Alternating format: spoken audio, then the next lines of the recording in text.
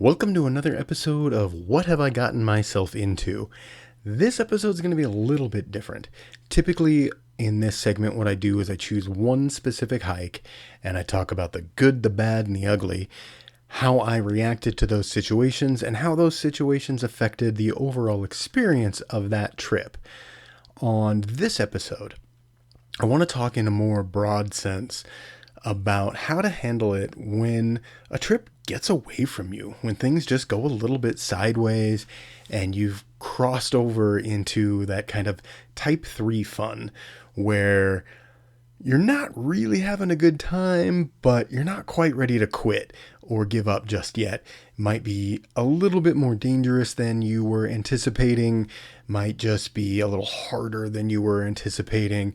The trail conditions might present some challenges that you weren't prepared for, and you're just not feeling it anymore. Now, I've had 3 trips in a row where, to one degree or another, they kind of just got away from me. They got a little bit sideways. They dipped into that area of type 3 fun. So what I want to do is talk very briefly about those 3 trips and kind of what went wrong, what went right, and then dip into the conversation about how you can handle things. I think this is an important conversation, especially for new hikers, where your first trip might not be great. You might struggle more than you thought you were going to. You might suffer a little bit more than you thought you were going to. And I think it's an important discussion to have that, even seasoned backpackers have those kind of trips.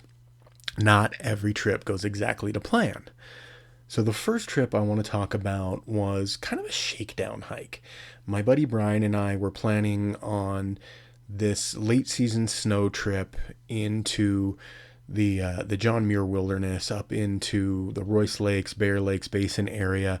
Now, we knew there was going to be a lot of snow left at that elevation, so we were carrying some additional safety equipment that we wouldn't normally carry on a backpacking trip. And before getting out into this incredibly remote area, we wanted to get some time on the trail with this equipment, get some practice in with this safety equipment and some other new gear that we were carrying. So we decided to go out into the Grouse Ridge area, which is a place I have filmed several videos. It's one of my favorite places to go backpacking because it is so close to home and it's just beautiful. There are 17 plus different lakes you can go to, and there's no permitting or anything like that. You can just, on a whim, plan a backpacking trip in this really beautiful area.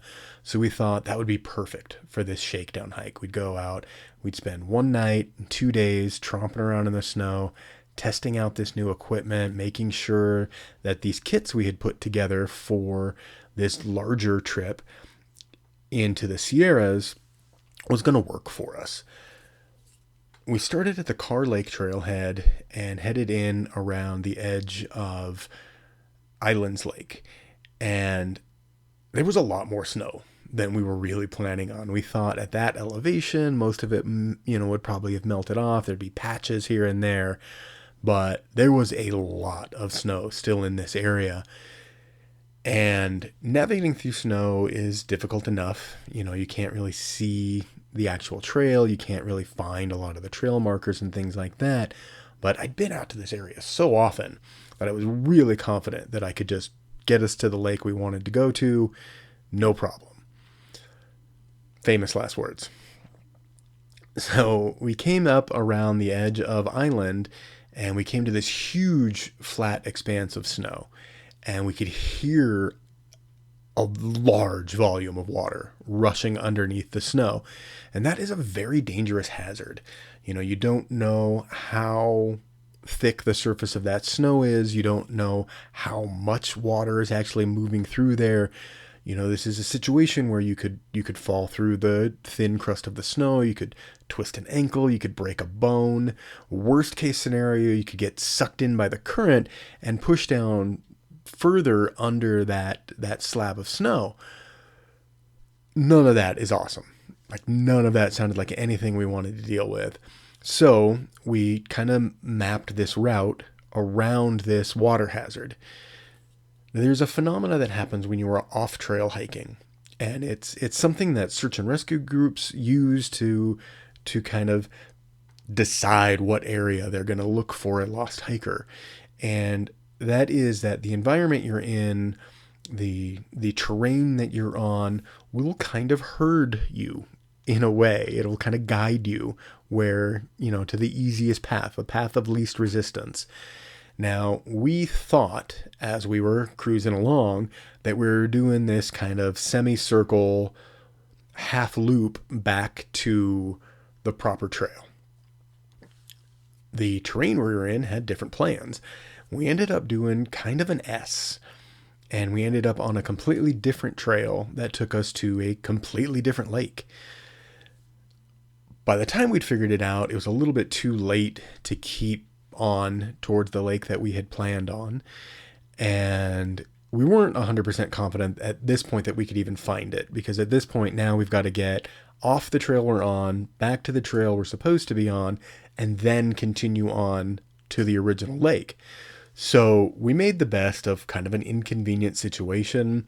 We set up our tents, we had our dinner, and we had a fantastic night. It was really just a fun trip, despite the fact that we were a tiny bit lost. And lost is an exaggeration. Like, I knew where we were. We just weren't where we had planned on being. So a few weeks later, we do the main trip, the trip that shakedown hike was supposed to prepare us for, up into the Royce Lakes. We hiked into Honeymoon Lake, and that had, we had some pretty major water crossings. We had a lot of snow. We knew there was going to be a lot of snow this time. Like, we were prepared for the amount of snow that was there, because we knew at that elevation and just the way the mountain was facing that a lot of that snow wasn't going to melt off.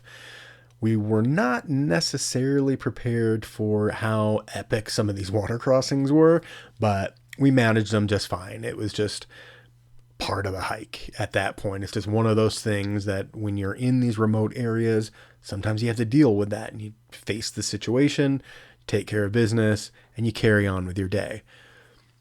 Day 2 is where things really went sideways for me in particular. We had a very long ascent up this face towards Royce Pass. Royce Pass would then drop us down into the Royce Lakes area, which is where we planned on camping the second night. Now, this traverse up this hill was just brutally sun-cupped, and the snow conditions were pretty awful. It was kind of like walking in mashed potatoes. So we had crampons, we had ice axes, we had all the things, but if I'm being honest, they weren't doing us much good, because we were still, post-holing, and we were still trying to navigate through these sun cups. Now, it was a very warm day. It was in the upper 70s, maybe even into the 80s at a certain point, and it was completely cloudless. So we're just getting pounded by the sun all day. And it took, 6 or 7 hours to get from our first night campsite up to the pass. And in addition to just having the sun beating down on us from above, all those UV rays were bouncing back up into our faces. And despite wearing sunscreen and reapplying it frequently, I got viciously sunburned.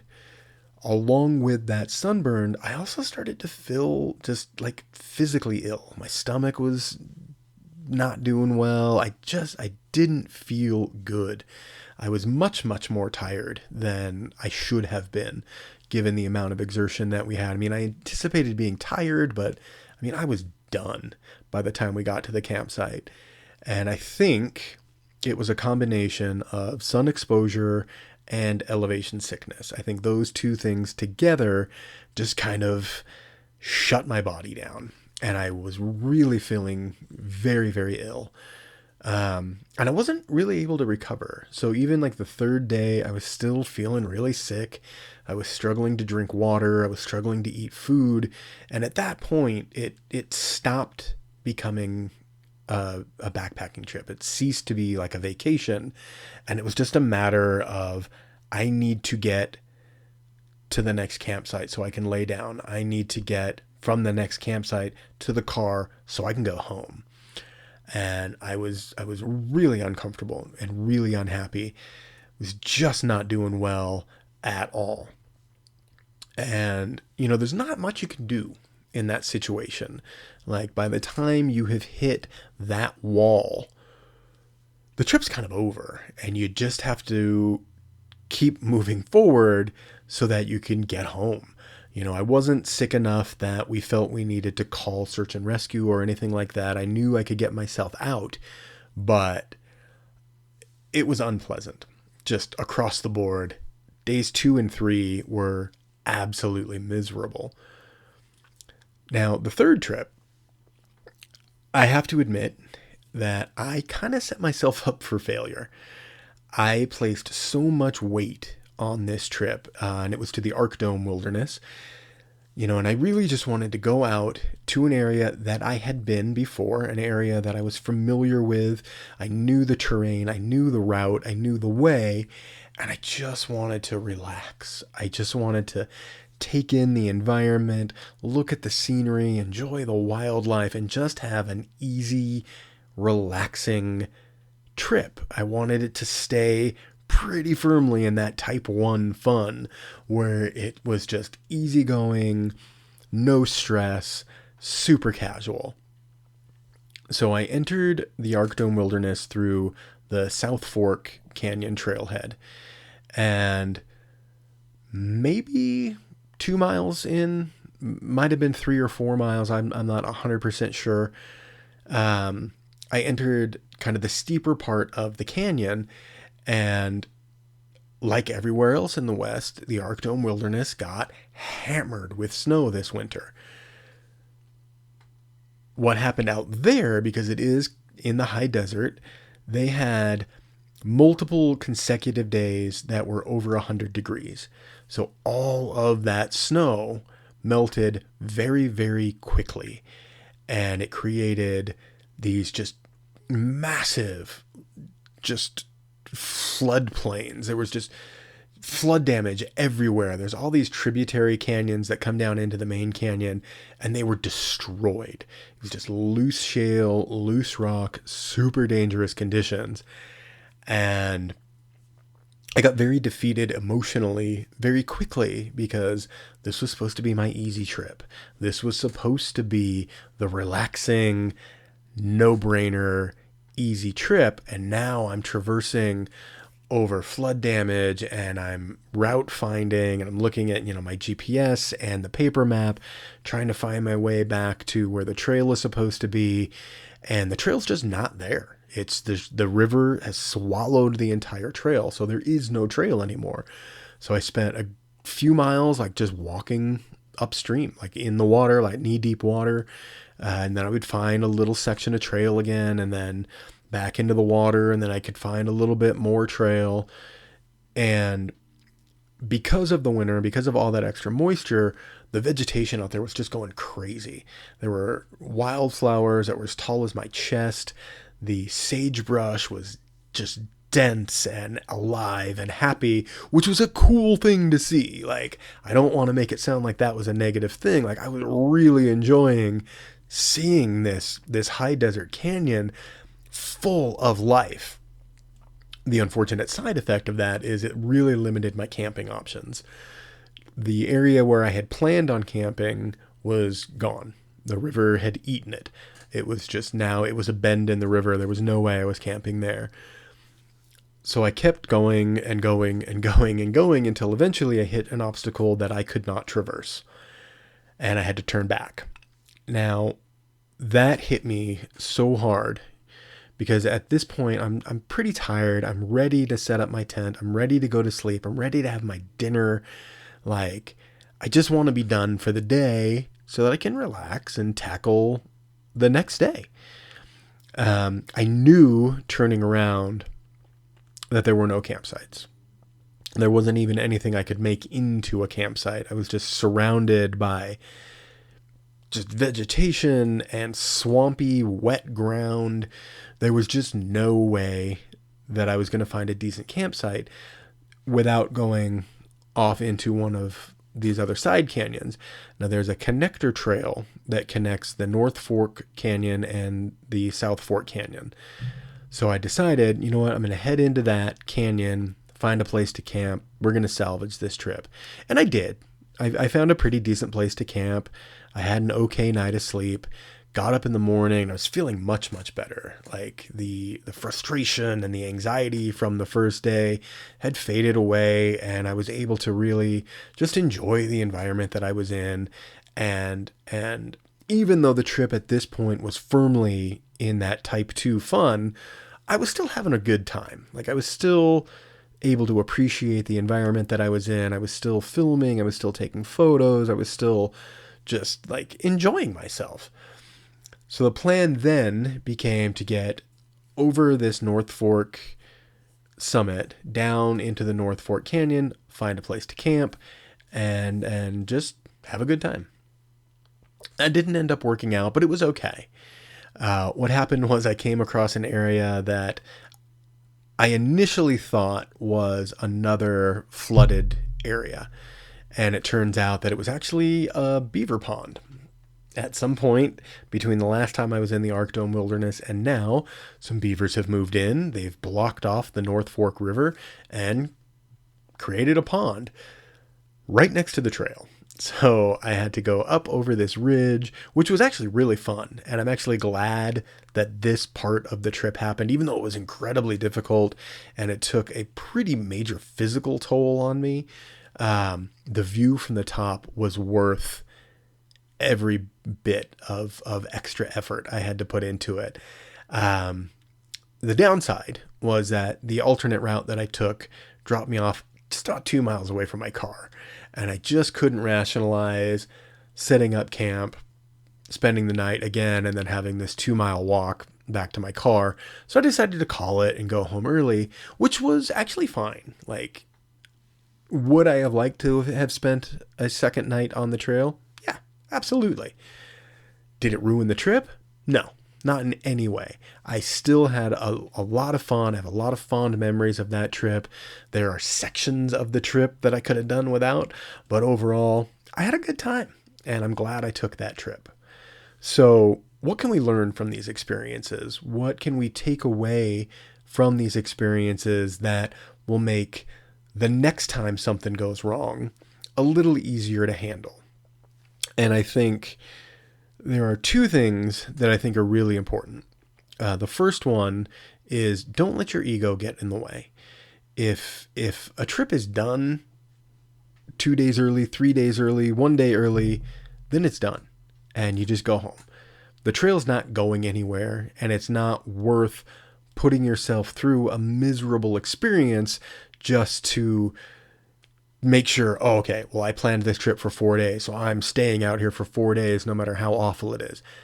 Don't do that to yourself. That is going to just create this negative experience, and you're going to have this negative association with backpacking. If a trip's done, you know it.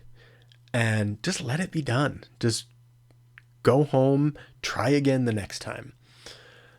The other important takeaway, and this one is a hard lesson for me to learn, and I actually haven't quite gotten there just yet. And it's something that I need to work on. So I'm saying this aloud to hold myself accountable, and hopefully someone out there watching this video will need to hear this too. But there is a degree of suffering that goes hand in hand with this hobby. And that's just a fact. This is a difficult hobby that we've chosen. You know, the trails are not always perfect. There's massive elevation gain. There's physical and emotional buy-in that you have to be willing to spend on every one of these trips. And sometimes things go wrong. We have no control over a lot of these things. The weather could take a turn. The trail could be eaten by a river. There's just all of these elements to backpacking and hiking that we, as the backpacker, cannot control. How we react to those situations will dictate whether this was a good or a bad trip. Now, I have a time or two reacted poorly to these negative situations, to these additional challenges that I wasn't necessarily prepared for, and I've ruined my own trips. And what I'm trying to learn, and what I'm hoping you get from this conversation, is that those challenges are temporary.